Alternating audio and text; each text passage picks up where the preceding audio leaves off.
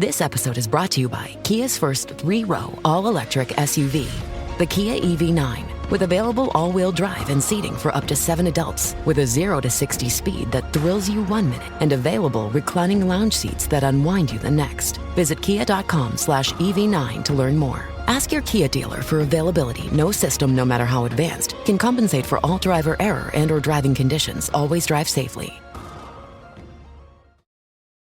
This episode is brought to you by Seed. Seed's DSO1 is a 2-in-1 probiotic and prebiotic designed for whole body health. Formulated with 24 clinically and scientifically studied strains, DSO1 offers benefits in and beyond the gut. See why DSO1 is the probiotic recommended by top doctors and nutritionists. Go to seed.com/Spotify for 25% off Seed's DSO1 Daily Symbiotic.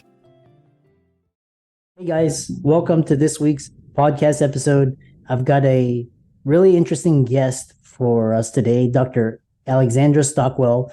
She is a intimate marriage expert and a intimacy coach and counselor. We're going to hear about all the work that she does, and I'm really happy to bring her onto the show. So, Alexandra, if that's okay, welcome.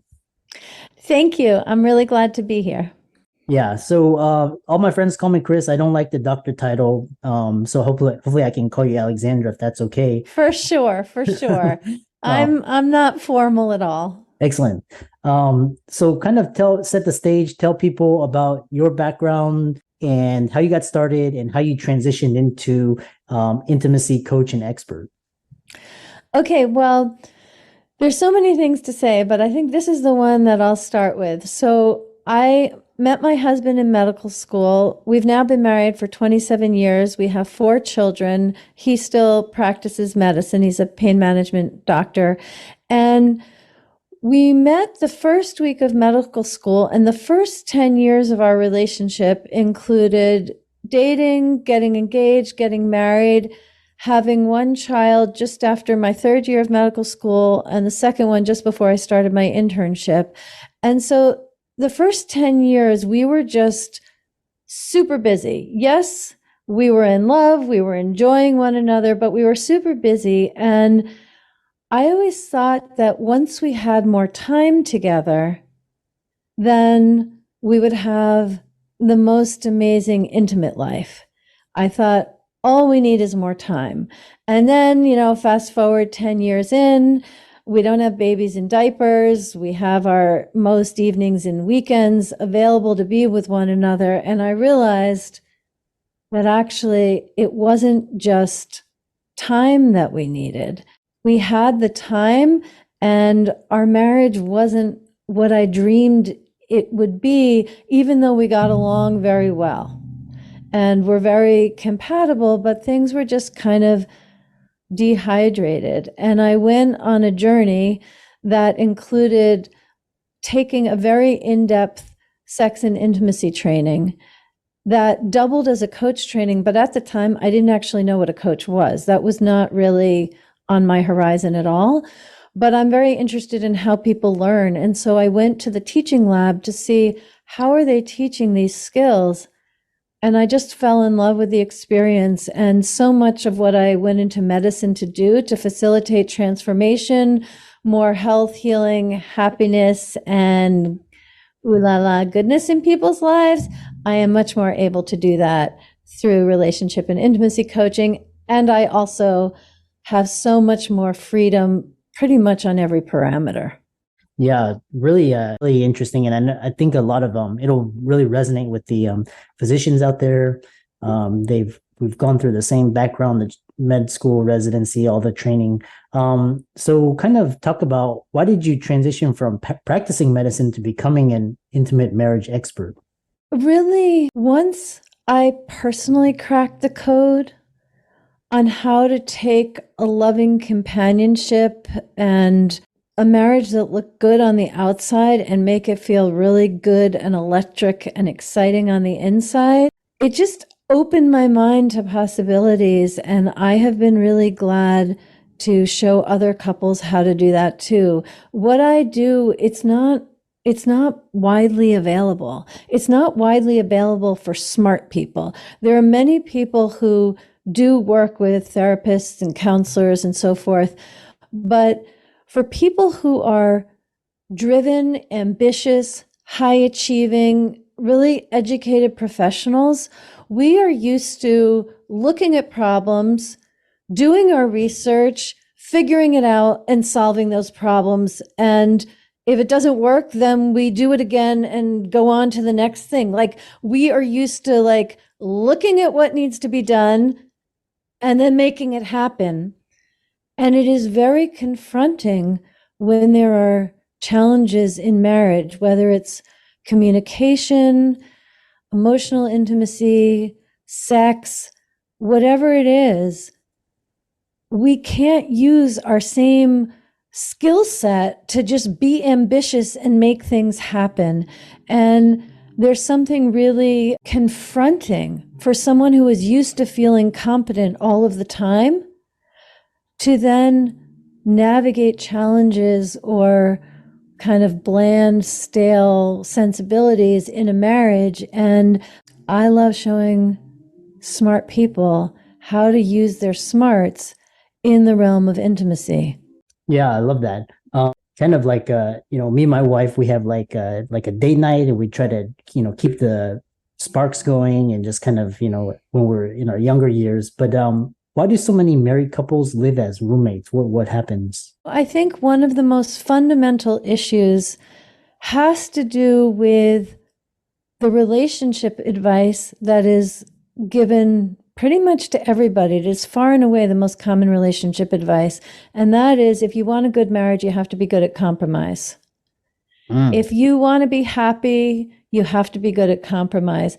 And that is completely wrong. If you want a bland, pleasant, safe, comfortable companionship, compromise is absolutely the way to go.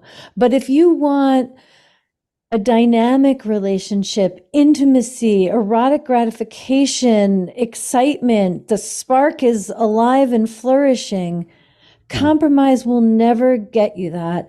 And the reason is that compromise fundamentally means dialing down who you are, withholding what's important to you, or even what's challenging to you, but withholding what's inside you so that your partner can be more comfortable. And the name of my book actually is Uncompromising Intimacy. My method is the Uncompromising Intimacy method. And I show couples and individuals how to be uncompromising in intimacy. But I want to be very clear, when I talk about being uncompromising, I do not mean that you always get your own way. It's not that sense of uncompromising. It's that where compromise is withholding important parts of yourself so your partner is more comfortable.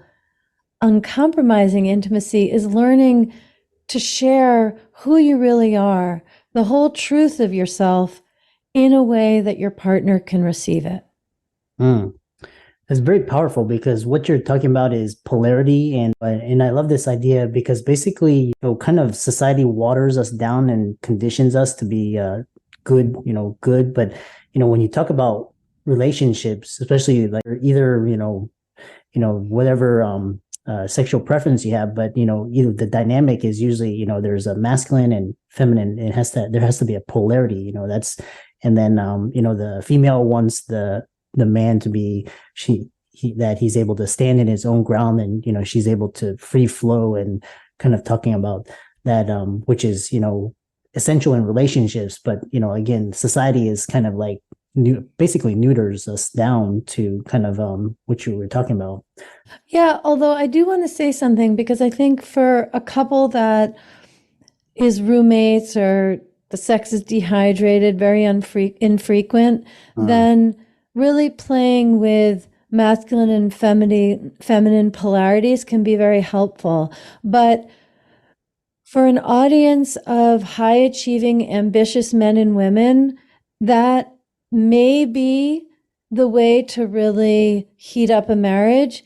And it may not be. And so since you brought it up, I do want to address it, because there are particularly many women who are go-getters, trauma surgeons, nephrologists, I don't know what I can say, like real subspecialty orthodontics, dentists, whatever it is, like super high achieving women who are used to managing and treating their spouse like an employee, and the marriage ends up being kind of flat when it comes to sexuality and sensuality.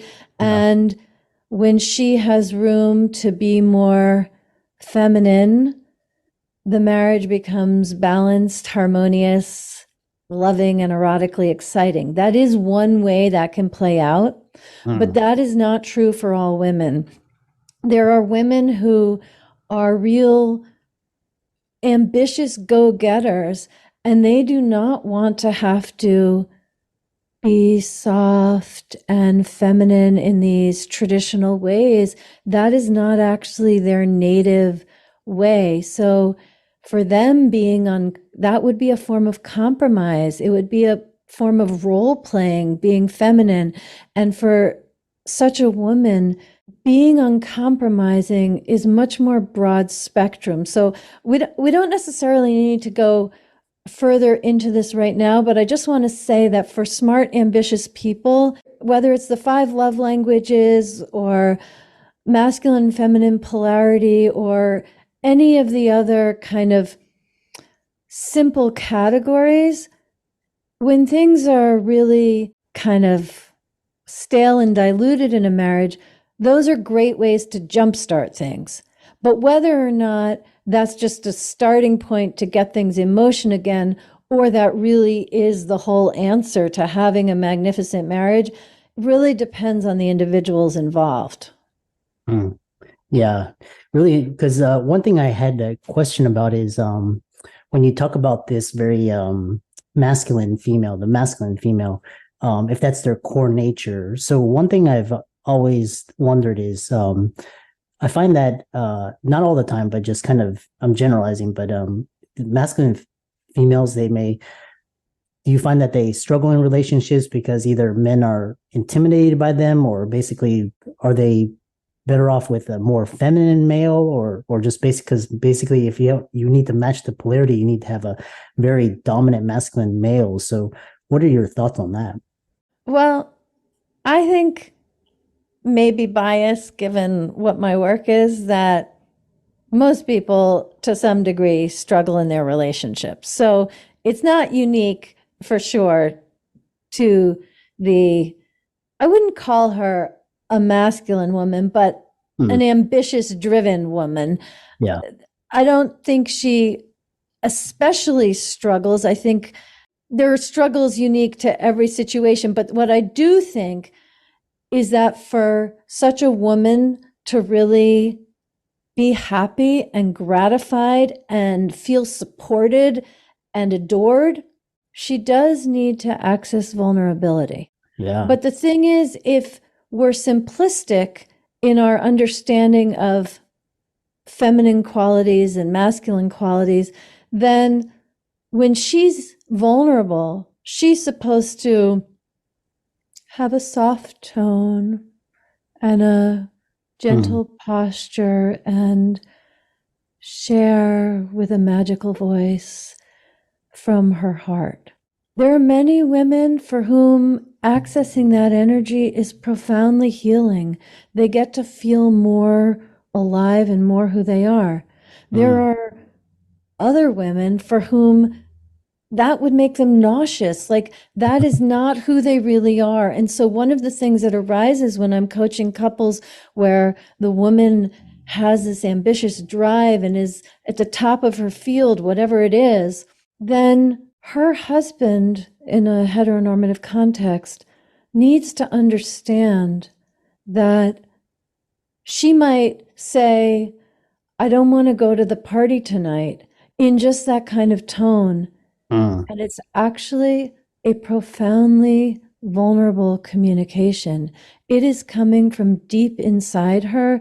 She is giving herself permission not to fulfill this obligation, it just doesn't come packaged in pink and lace, but it's still a vulnerable communication, even if it comes packaged in neon or leather. So for anyone who's really ambitious and driven, the simple descriptions have some essential truth in them, but in the application, it's always a lot more sophisticated and nuanced. Yeah, I love that. Your answers bring a lot of insights because you talk about vulnerability, and sometimes, either not just a woman, but sometimes a man needs to let down his guard too, kind of show that. Maybe that's something that, is attractive to the other woman as well, or the other partner. The other question is, I have when you talk about high performing relationship, and we know what high performance means in sports and business, but what does it mean in relationships?